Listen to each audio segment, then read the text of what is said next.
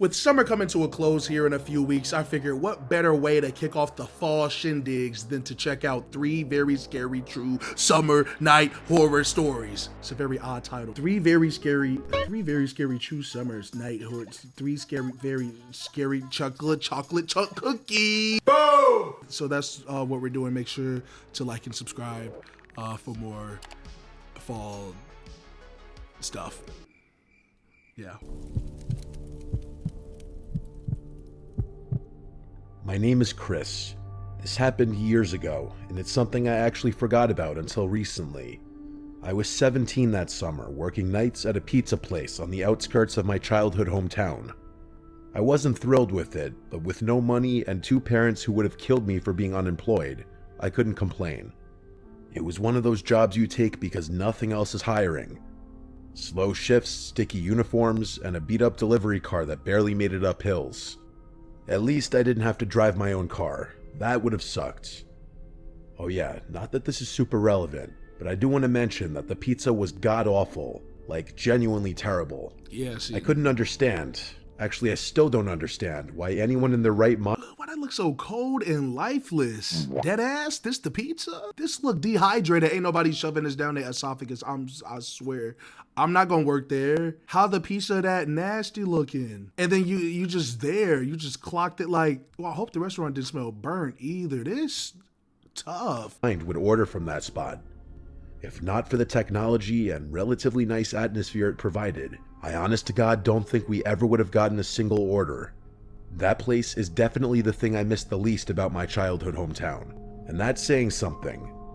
The one saving grace about working there was that because the pizza was so bad, or because the place itself was so far away from our downtown, or maybe a combination of the two, people rarely ordered from us, so most nights were dead quiet. I'm not going to bore you with the mundane details about how my nights typically unfolded. Right. It was a pizza place. I'm sure you could fill in the blanks yourself. One night, I was restocking the fridge with drinks when the tablet buzzed with an online order. Large sausage and olive pizza. I remember that distinctly because we never got olives. The address was out in the middle of nowhere. Who's eating olives on their pizza? Like, okay, granted, I've heard that, you know, there's a pineapple community out there who exists. I don't want to alienate y'all, but pineapples on your pizza good? Like, I've even heard it a step worse. I've heard people put anchovies on their pizza. You talking about them nasty, slimy, stinky fish that be swimming inside that can, right? That almost looks like tuna, but it ain't mashed up to shreds. I'm not putting that on my pizza, no. It's either cheese, sausage, or pepperoni, or maybe a combination, minus the mushrooms, because I'm personally not a mushroom guy. Ain't nobody putting them rancid objects on their I'm not gonna lie, because, like, why eat pizza then? Past the edge of our delivery zone, and I remember getting ready to reject it out of habit.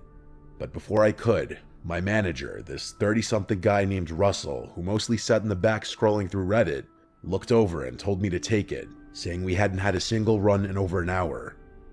I didn't argue, so when the pizza was ready, I typed in the directions on my phone and grabbed the pie. At least it would kill 30 or 40 minutes. As I was about to leave the store and walk to the car, I looked a little more carefully at the delivery instructions Russell had printed and stapled to the box, which I hadn't paid attention to until then. They said, and I remember this word for word, park on the street behind the house, walk through the backyard, knock on the back door only.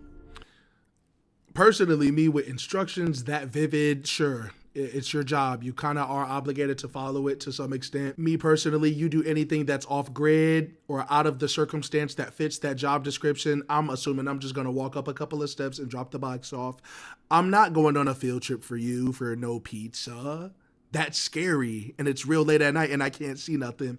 This is what people's problem is. Y'all just be taking gigs, and it'd be a little suspect. And he said he was 17. Oh yeah, I know he going through it.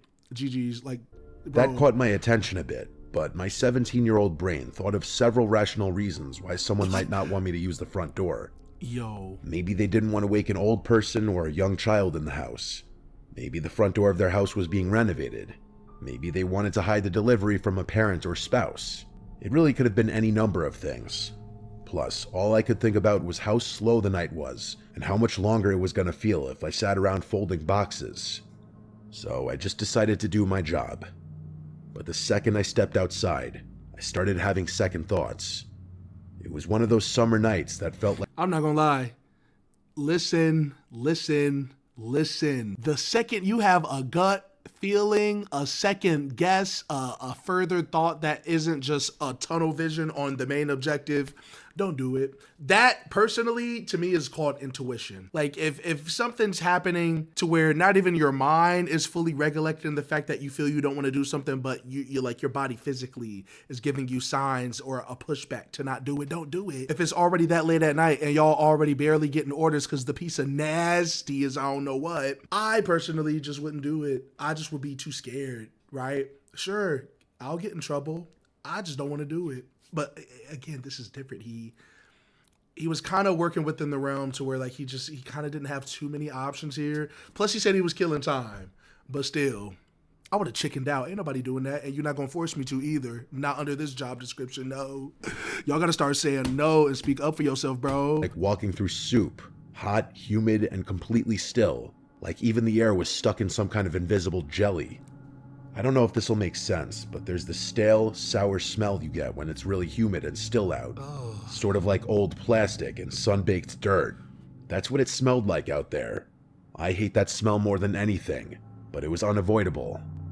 I had the windows down for maybe 2 minutes before giving up and blasting the AC. The delivery address wasn't in the direction of downtown. It was actually in the exact opposite direction, even though the pizza place itself was already kind of in the middle of nowhere. The drive was supposed to take just over 25 minutes, but it felt longer because of how empty the roads were. I'm definitely exaggerating a bit. It's not like there were no houses for miles, but it was much less dense the further I drove. When I finally got to the address, I realized I was coming up behind the house. The GPS had routed me along the skinny little side street that ran parallel to a set of backyards. There weren't any streetlights, and the houses didn't have back porch lights either. And now the house got to be creepy and discreet. It's like, what do y'all be doing ordering food? Are y'all cave dwellers? Listen, if I order a pizza and your light's not lit up outside your crib, I'm gonna frisbee toss that damn pizza box on your porch. I'm not playing. Hey, listen, me personally, again, hello, this is my channel. Yes, this is why I have these types of analysis. If it's my job as a 17-year-old to drop off pizza by myself and I don't know where the hell I'm at, I'm only gonna go so far. I'm not gonna follow the store's code to the T. Ain't nobody even here monitoring me. So for my safety, I, again, personally, cause I'm weird, I'm gonna just frisbee toss the box. If the pizza get destroyed, oh well, it's already nasty and soggy. Cry all you want, but you're not being considerate of the customers. But what if the customers complain about the pizza not showing up in the right condition? What if the customer said, I don't care how they feel. No. Did you see how descriptive that line was in terms of how to drop off the pizza? I've seen way too many horror flicks. You're not going to get me got. Again, personally, I just would be scary. Ain't nobody signing up for that. Never. It was all shadows. I remember slowing down and double-checking the house number because it looked totally dead. There were no lights inside and no cars in the driveway. Ew. Just this sagging backyard with overgrown grass and a rickety wooden fence that didn't even close all the way. But still, I followed the instructions. I parked right there on the gravel shoulder, grabbed the pizza, and walked up the incline toward the back door. I had the pizza in one hand and my flashlight in the other, angling it down toward my feet so I wouldn't trip on anything. When I got to the top of the hill, I saw the back door. It was one of those old white ones with a small pane of glass at the top covered by a cheap curtain. I knocked and waited, but no one answered. I knocked a second time, knowing that my manager would be livid if I returned to the store empty-handed. After no response, I was about to knock a third time when I saw the curtain move. Not a lot, just this tiny little twitch, like someone brushed it with their finger. It was fast, and I don't think I would have even noticed if I hadn't been staring at the glass. I stood there for another few seconds, expecting the person who was clearly standing right behind the door to finally open up. But before that happened, I noticed 2 unmarked cars pull up to the side street behind my car. My first thought was that I was about to get in trouble for trespassing or something. One of the car doors opened, and someone stepped out. Even from the house, I could make out that it was a man in the light of the other car's headlights. The guy motioned for me to walk over to him, which is what I did, assuming that he had ordered the pizza and that See, this too much, bruh. Cause bro, he don't even know. He just assuming this is just his job. He just gonna drop off that pizza, brother. I don't play 21 Questions. I don't play Blues Clues. It is not my job, again, outside of the job description, to do anything further than drop off the box of pizza. If there was no one there, I'm gonna just drop it and go. You think I'm gonna stay and wait for further confirmation? Do you see how spooky that is? Again, cut my hours. I'll cry about it later. I don't want to even be in the vicinity of just something that, again, that gut feeling, like previously there, to just let you know, hey, like, oh no, just keep your eyes peeled on this delivery. You just can't be lacking. I just consider that just a lack. Like, you're just lacking the social awareness of things that happen around you. I'm not that guy, bruh. Like, I can't. It like drives me crazy. And this is no trope to say like thinking the way that I think is a right or wrong way to go about anything. It just is. This is just me simply sharing my experience per se. I'm not putting pressures for anyone to live up to that. But it's just, again, I'm weird. Hello. I'm not doing that. No. You're not going to convince me to do. I will launch a pizza and go back to the store and kill more hours. The house looked too suspect. I'm not. Y'all thought this was paranormal activity? I'm not an investigator. No. I had beaten him home from work or something. But as I got closer, I realized he was flashing me something in his hand. It was a badge. The guy was an undercover police officer, which I was able to ascertain because he wasn't wearing a uniform, just normal clothes. As soon as I got within a certain distance of him, he told me to head back to my car and wait there. That was it. That's all he said. So I did. Huh? I backed away slowly, climbed into the delivery car, and sat there watching. That's when I realized there weren't just 2 officers. There were 5, maybe more. All of them had flashlights, but none of them said a word. They moved stealthily, circling the house like they were trying not to be seen. Not one of them knocked or announced their presence, which I found strange. It was a pretty bizarre sight. I remember one of the officers reaching for the back door handle, the same one I had just knocked on, and gently trying it. When it didn't open, he just nodded at one of the other guys and backed off. It felt like I was watching something I wasn't supposed to see. Probably I guess not. I was. Eventually, the first officer came back to my car and crouched beside the window. I rolled it down, and he looked over the pizza box on the passenger seat and let out this short sigh.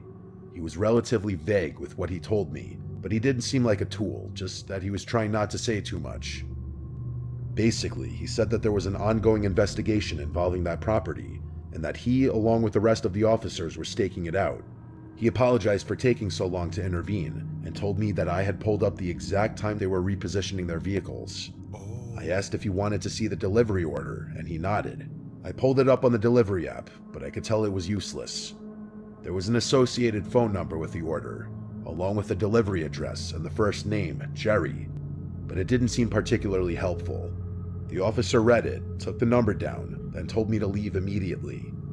I expressed my frustration to him, saying that my boss was going to kill me for returning with the pizza.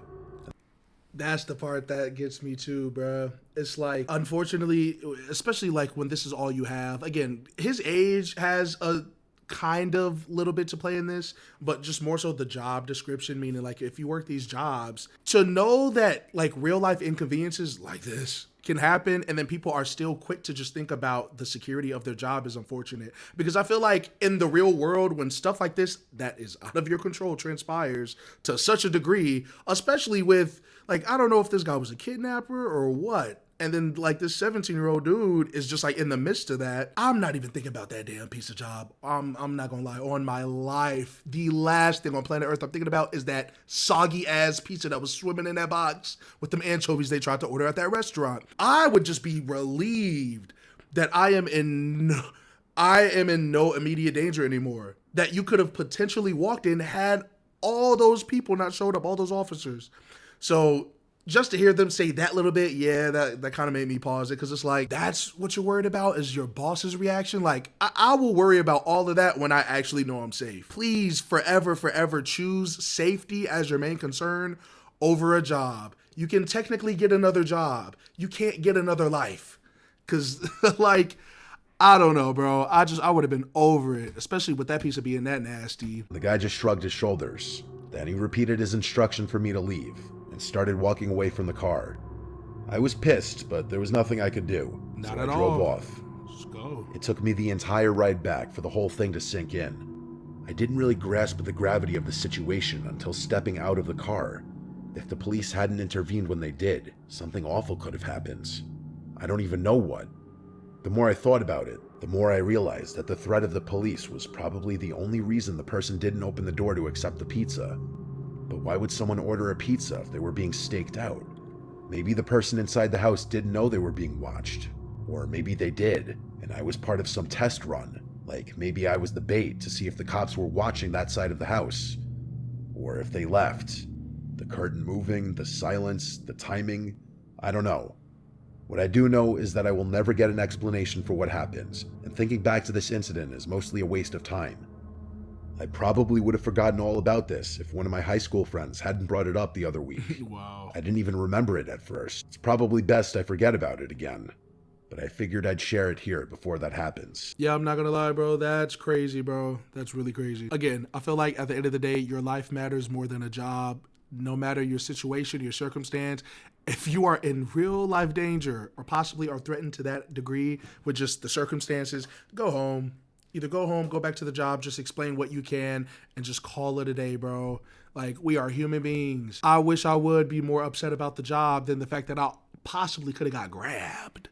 Possibly could have just been just in an environment that I didn't ask for. Again, that's kind of the risk, though, but either way.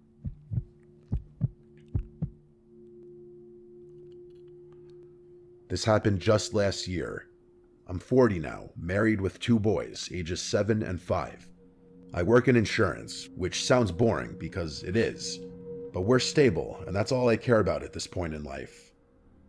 A couple years ago, my dad passed away after a long bout with cancer. He left behind a beach house down in Delaware that I had never been to before because he used to rent it out year-round. It's nothing flashy or big, but it's in a fantastic spot, just 1 block off the boardwalk. My favorite part about it by far is the upstairs back deck that provides a really nice view of the ocean. We started going there every summer after he passed, using it as our escape. A week here, weekend there, it became our little family tradition. As much as my wife and I love spending time there, the boys love it even more. They'll spend hours on end playing on the beach, riding bikes, and exploring the town. It feels like a gift, something my dad left behind for us to enjoy. This story takes place during one of those weeks last summer. We'd gone down in mid-July, a Sunday through Friday kind of thing, when the crowds would thin out midweek and the beach was a little quieter. I remember the night clearly. It was a Wednesday. The boys had knocked out around 9:30 after a long day in the sun, and my wife and I were sitting on the back deck playing cards and sipping wine. That's when our older son, Jordan, came outside. He had this uneasy look on his face. He told me he kept hearing a scratching noise in his room, and it was keeping him awake. No. I glanced at my wife, then set my glass down and stood up, telling him I'd go check it out. I told my wife to hang tight. I figured it was probably just generic house sounds. It is a pretty old house after all.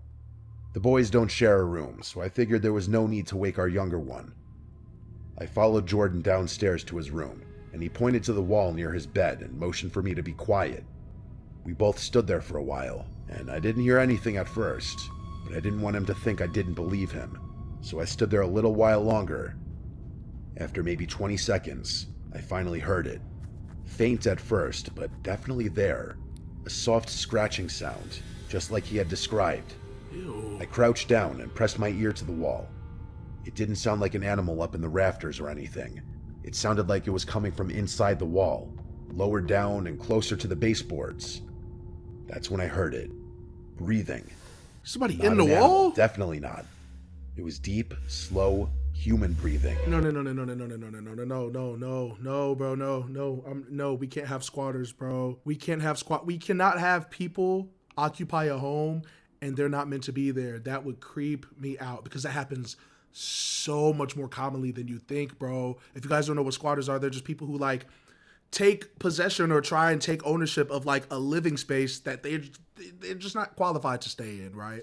So like if a house has been up for sale for months And like obviously those open months, the property just sits there and somebody just stumbles up on it and moves in there and just is staying there. Like it's kind of a whole process when you talk about like squatters and stuff like that, but what are we talking about? You hear like a human breathing in the wall at the beach house. That's disgusting, bro. Not an animal, definitely not. It was deep, slow, human breathing. I flinched back and let out a sharp Jesus Christ without even meaning to. And then, I'm not kidding about this, I heard the most guttural and angry scream I've ever heard ring out from somewhere inside the wall. It caught me so off guard that I yelled out again, a feeling of existential dread hitting me right in the face. I grabbed Jordan by the arm and yanked him out of the room. We ran down the hall to get my younger son, Scott, who was still sound asleep. I didn't even give him a chance to open his eyes. I just scooped him up in my arms and ran. Thank you. I needed to get back upstairs to the deck where my wife was. That was the only other thing on my mind at that point. As we reached the base of the stairs, I yelled for her, and then I heard another scream come from somewhere behind me, only much closer this time. I turned around and saw a man covered in filth charging down the hallway straight at us. I nearly tripped trying to get up the stairs with both my sons, but we made it upstairs and onto the deck just in time. Not 2 seconds after I slammed the sliding door shut, the guy hit the glass full force. I genuinely thought it would shatter. He started clawing at the door like an animal, shrieking and pounding, all the while yelling things I can't bring myself to repeat. I threw my body against the door and yelled at my wife to grab the kids and call the police. She grabbed them and covered their ears, pulling them back from the scene. I kept my eyes on his, trying to block the view of him from my family. He was wild, completely unhinged. His hands smeared something. Dirt, blood, I don't even know. He smeared it across the glass as he banged and tried to force the door open. Ew, bro. I don't know how long I held it shut. Like, A what is minute, this? 5, it felt like forever. He seemingly had unlimited energy, because it took all my strength to keep that door shut, and he didn't let up once. All I could think about was protecting my family. I was fully prepared to fight the guy if the glass broke, but before that happened, the police finally showed up. They must have come around the side, because within seconds, I saw 2 officers inside the house running at the guy who was still banging on the door. One of the officers tackled him from behind, and the other one helped restrain him. The rest of the night was a blur. Obviously, yes, I'm sure they're going to explain it. Who the hell is this guy and how did he get in between the walls? Like, hello? Who is he? Where did he come from? What possessed him to have that type of energy? Because I'm assuming he also don't live there. Like, it's just people are just so just weird. You just never know what people be on, bro. People scare me more than anything, and I'm a person. Like, I'm people too, so that's gross. That's really gross, bro. Like, I'm not gonna lie, I will say, I'm so glad that father took that consideration to believe his children, like his son. Well, the one son who at least told him that he was hearing scratching. Like, I don't know. I believe a lot of things can be true, or believe things to be true. Not that I'm just gullible to blindly believe things, but I have an open mind enough to just realize that there are just some things that us humans may not be able to really pick up on, but they quite literally are there. So like, in instances like this, or just again, if somebody were to approach you and tell you their one-off experience, I can't just say like, I don't believe that just because I don't have the facts or the proof directly in front of me. I let things play out until like I find out more about it. So again, props to the dad, but this is still nasty. Getting that guy out of my house and in the back of a police car, the officers asked me for my version of things, which I told them. Together, the 3 of us inspected the house to try and assess how that man had been inside the walls and how he had gotten out so quickly. Turns out, the house has a crawl space I didn't know about. Of course. There's an entrance underneath the back porch that you wouldn't know was there unless you were looking. From there, it leads into a standing crawl space that runs alongside the foundation and has a second access point through a loose panel in Jordan's closet. I had no idea it was there. I'd never done a full inspection of the house when I'd inherited it. Whoa, so you're saying that this crawl space leads to like a open slit so he could stand up, and then there's a panel behind his closet that he could just open and damn near just be in the house? psychotic. Like, that's disgusting, bro. Like, how, again, for one to go out of their way and figure that out, especially if they don't know the person who lives at this property, they don't even know whose property it is, they just see stuff and be going at it. That's scary. Like, what are you talking about, bro? Oh, that just sent chills down my spine. Like, imagine you're just in your room and you're just hearing something in your closet, bro. And it was a gigantic man. Like, ew. Hell, I didn't even bother refinishing it. A few days later, I got more information from a detective who called to follow up. He told me the perpetrator admitted that he'd been staying in the crawl space for months. Oh, yeah. That he had discovered the crawl space entrance during the off-season and was planning to harm my family that night for intruding on his, quote, new home. Oh my gosh, bro. So y'all could have got murked. That could have been it. Y'all could have just got sliced and diced just because, again, he assumed that was his, like, oh, you guys found my property. I'm gonna... You don't even have the keys to fully get inside normally, so your ass is in the crawl space. But again, you see what I mean? How just people just be crazy like that, bro? You just can't assume, right? Just always double, triple, quadruple check. Again, it's not like that family would have just known for a guy to... It's not like they went there with the mindset like, oh, let's make sure to check the house to make sure intruders are there. No, they just know that this is a property they can go to because, like, his dad passed away. Meanwhile, like, you see what I'm saying? Like, they could have died over that. That could have just been it because this homeless man, whoever this weird person was upset because, like, make it make sense, bro. That's so insane. Apparently, Oh the guy my had been gosh. stealing food from both our house, which we somehow did notice, and our neighbor's trash bins. We didn't go back for the rest of the summer. I wouldn't Not either. out of fear of something else happening, but out of trauma. I didn't want to bring my wife or kids back there for a while, and they didn't object. I hired a crew to seal off the crawl space completely, and once that was done, I was finally able to relax a little. We've been using the house again this summer, and I'm glad to say that things are back to normal. Or at least as close to it as we're gonna get. Yeah, I'm not gonna lie. After something like that happens, yeah, the trauma definitely could be there. Even if there's no immediate danger, right? Like, if they went out of their way and sealed that, I'm glad. So I can at least close in my mind knowing that the possibility of someone figuring that out again can't happen. But just simply being there could be enough, bro. And that's what traumatic situations could do. Just thinking of it alone, being within the vicinity alone. Like, certain triggers can happen to where, like, you just wouldn't want to be there. No, not at all. This was a crazy one. I grew up in a kind of rural area where you could ride your bike for miles without seeing another person. Like a lot of people, my favorite season was always summer. It still is, actually, but it's been a while since I lived out in the country, so summer's lost a little bit of its charm. A lot of what made summer so special to me is tied to life in the middle of nowhere. There was something about the warmth, quiet, and emptiness I loved, something I could never find in the city.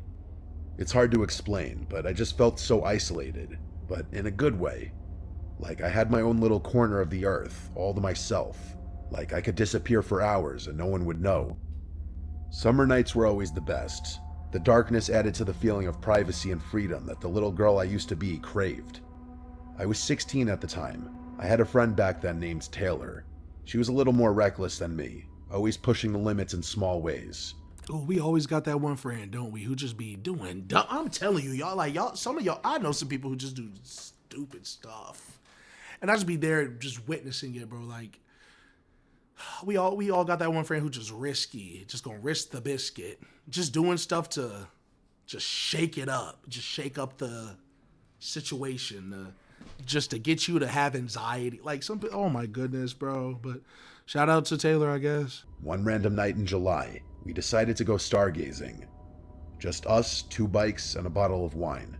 It wasn't the first time we had done something like this. Well, yeah. Actually, it's something we did quite often. That is, until what I'm about to tell you happens.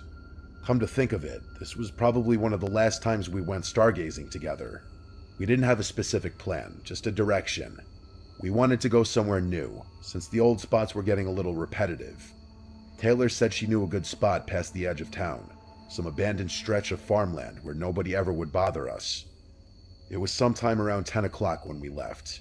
I'm not sure how long we biked, maybe 20 minutes, maybe 30. I have to pause it again. I'm not gonna lie. 10 p.m. rural area. One thing that's very ominous to me, meaning like it does creep me out, is sure being heavily in a very populated, dense area is one thing. Some people just enjoy that. Others think it's annoying. But too much of the quiet, literal opposite can also creep me out. Like if I'm in just such a vast, open space where I know that for miles and miles and miles, nobody is going to be around or should be around. And then I find out somebody's around, that's going to mess me up in the head, bro. You can't, like, I can't do that. I can't. Dead ass. Like, not me. It just, does that make sense? This is the equivalent, like that, what I just explained, like living in a rural area, just that open, is the equivalent to me being placed in the dead center of our biggest ocean on planet Earth. Sure, inherently I'm safe, like say if I'm just floating on a boat or whatever, but just the idea to know that there is no humans I can interact with for that much distance will mess me up. Like I actually will go like a little crazy. Like I don't know. I can't conceptualize that, but hopefully y'all understand. But we didn't stop until we were past anything even remotely civilized. At some point, Taylor just stopped her bike abruptly and told me we were here. I wasn't really sure what here meant, since there were no descriptive landmarks around. Right. But it still felt perfect. Wide open field, no buildings, no fences, no cows, just a huge patch of grass and the endless starry sky. We spread out a blanket and popped the cork with the little opener Taylor had somehow remembered to bring. And they drink it? It was some cheap red wine that didn't taste all that good, but it did the job. We laid there for a while, passing the bottle back and forth, pointing out the few constellations we remembered by name. Our goal on nights like this was always the same: try and spot a shooting star. At one point, Taylor asked me if I thought we'd actually see one, and I told her probably not, but to keep looking anyway. They're not as uncommon out in the country where you can see so many stars, but you still have to pay attention. Shooting star or not though, we were having a great night. The wine was definitely doing its job, and I started feeling myself slipping into drunkenness. It was the kind of night that made you feel like time didn't exist, kind of like what I was talking about earlier. This isn't super relevant to the story, but it's one of the few things I remember about the night, so I'm going to quickly tell you anyway. There was a very brief moment that felt like a blip in the rhythm of the night.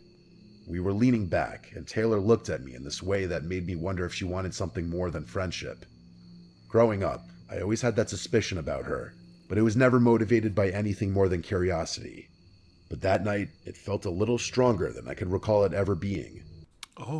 This slipped into some romantic territory. Dang, I know they like drinking wine and stuff. I mean, don't drink if you're underage, obviously. But okay, they on their little, like, this is pretty much a date a little bit. That's what I'm picking up. Like, all right. I didn't ask, didn't say anything.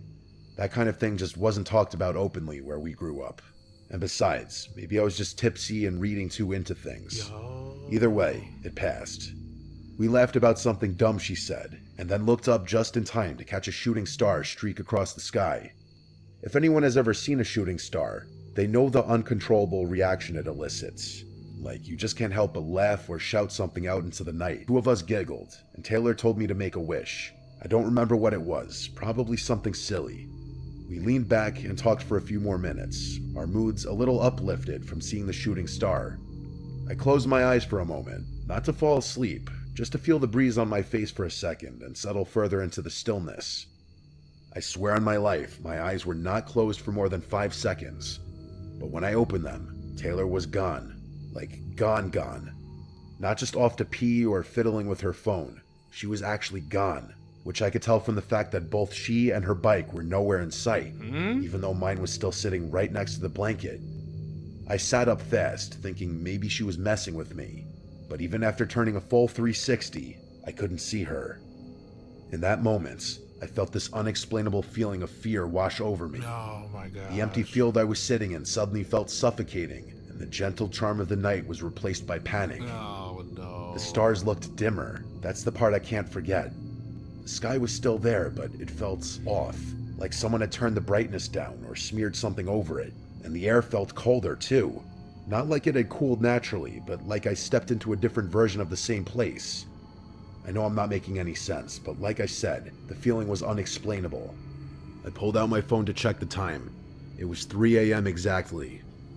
That timestamp is burned into my memory, and probably will be forever. I had to blink a few times to make sure my mind wasn't playing tricks on me. It hadn't even been midnight just a few minutes ago. I kept staring at the time on my phone, wondering if I had somehow fallen asleep. I knew I hadn't, but I couldn't be sure. Would Taylor really leave me there all alone though, even if I had fallen asleep? That's what I'm thinking. There was no way. She wouldn't have done that in a million years. Huh? I stood up, spun around, and called her name a bunch of times, but she didn't answer. I didn't know what to think. The only logical explanation was that she had ditched me for some reason. Maybe she'd gotten annoyed or wandered off and left me passed out, but I couldn't figure out why. We hadn't argued, and the vibe had been good. Really good, honestly. I called her phone a bunch of times too, but those were unanswered as well. See, bro? After that, I started crying. I mean, can you really blame me? No. I didn't know what else to do. I grabbed my bike and started pedaling back towards my house, trying not to panic. That ride felt like it took forever. It was probably the scariest I'd ever felt on a bike. I didn't stop until I made it back to my driveway, completely out of breath and still not understanding what had just happened. I went to sleep immediately. The next day, I texted Taylor first thing in the morning, expecting an apology or at least an explanation. But instead, she demanded one from me. She asked me word for word, "Where the hell did you go last night?" I told her what I remembered, how I'd woken up alone at 3 a.m. and assumed she'd left me. But then she hit me with the thing that made me send the story in. She said she was the one who had woken up alone at 3 a.m. I'm black, right? Hello, hi. Hopefully y'all can conceptualize what that is. I don't play that. What are you talking about? So what, they just got sucked into a portal, a time glitch? I kid you not. Let me be 16 and I'm waking up in the middle of nowhere, mind you. Off that, what are you talking about, bro? This is what I'm saying. I don't play that psychological, I don't do that. That's not what Jason about. So since I don't do that, I have a very hard time grasping this situation. So it happened to her too. So Taylor, like, she wasn't in on this or nothing. She actually had the same experience. Scratching my head, where the hell did y'all go? Where did y'all bike to? What state do y'all live? Like, there's too many questions now I have to ask. Because like, I don't know what I was expecting Taylor's response to be, but my goodness, of course they went through the same thing. Like, what are we talking about? I was the one who was gone. She waited for me for over an hour, then biked home angry and confused, assuming I'd gotten annoyed and left her there. According to her, I just vanished, and I was just as convinced the same thing happened in reverse. We went in circles for a bit, trying to piece it together, but nothing added up. No. Neither of us had memory gaps beyond that moment. Neither of us had texts or calls or anything that could help reconstruct what actually happened. Even though both of us swore remembering calling each other after waking up, none of those missed calls were in either of our phone logs. Eventually, we dropped it. Or at least, we stopped talking about it. But I think both of us were far more terrified than we wanted to admit. I know I was. For months, I'd find myself lying in bed, looking out my window at the stars and remembering that night. Taylor and I didn't stargaze much after that night, maybe once or twice. In a sense, things did go back to normal. We continued living our lives, and that was that. But even now, I still have no explanation for anything that happened that night. I wouldn't call myself superstitious or a believer in the paranormal, but everyone I tell this story to immediately attribute it to something unnatural.